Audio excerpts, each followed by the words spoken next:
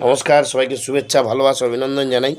আজকে যে বিষয়টা নিয়ে আপনাদের সাথে আলোচনা করব সেটা হচ্ছে 16ই বৈশাখ অর্থাৎ বৃহস্পতিবার দিন নৃসিংহ চতুর্দশী। এই নৃসিংহ চতুর্দশীর দিন একটা রেডিমি ফলো করুন বা একটা উপায় ফলো করুন, অবশ্যই আপনার 100% কাজ হবে আপনার। এই নরসিংহ চতুর্দশীর দিন বা নৃসিংহ চতুর্দশীর দিন কৃষ্ণের এক রূপ নরসিংহ ভক্ত প্রহ্লাদকে বাঁচানোর জন্য এই রূপটি ধারণ করেছিলেন। এবং শুধু এই নরসিংহ চতুর্দশীর দিন নরসিংহ মন্ত্র অ্যাক্টিভেশান করলে আপনার শরীরের মধ্যে অনেক নেগেটিভ এনার্জি রয়েছে, যা মাইনাস হয়ে পজিটিভ এনার্জি বৃদ্ধি পাবে।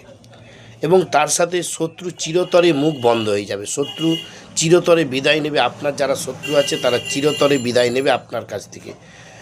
সেটি হলো কি করতে হবে আপনাদেরকে, প্রথমত নরসিংহ চতুর্দশীর দিন আপনারা অবশ্যই ঘিয়ের বা একটা তেলের প্রদীপ জ্বালাবেন এবং প্রদীপ জ্বালানোর পর 11 বার এই মন্ত্রটি পাঠ করবেন।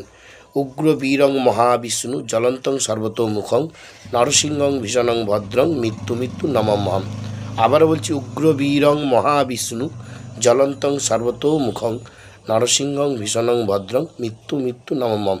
এই মন্ত্রটি 11 বার পাঠ করবেন প্রদীপ জ্বালানোর পর।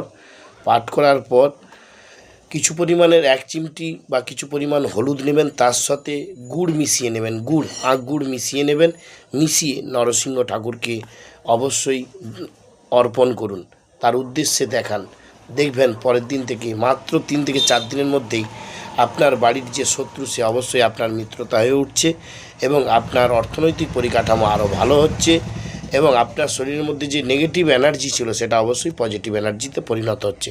অবশ্যই ভিডিওটি ফলো করবেন এবং এই নরসিংহ চতুর্দশীর দিন অবশ্যই নরসিংহ মন্ত্রটি অ্যাক্টিভেশন করতে পারলে বিরাট, যেটাকে বলা হয় তৎমুহূর্তে প্রোটেকশান, একদম হঠাৎ বিপদে পড়েছেন অবশ্যই প্রোটেকশান করবে এই নরসিংহ মন্ত্রটি, যদি এই মন্ত্রটি ওই দিন অ্যাক্টিভেশন করতে পারেন।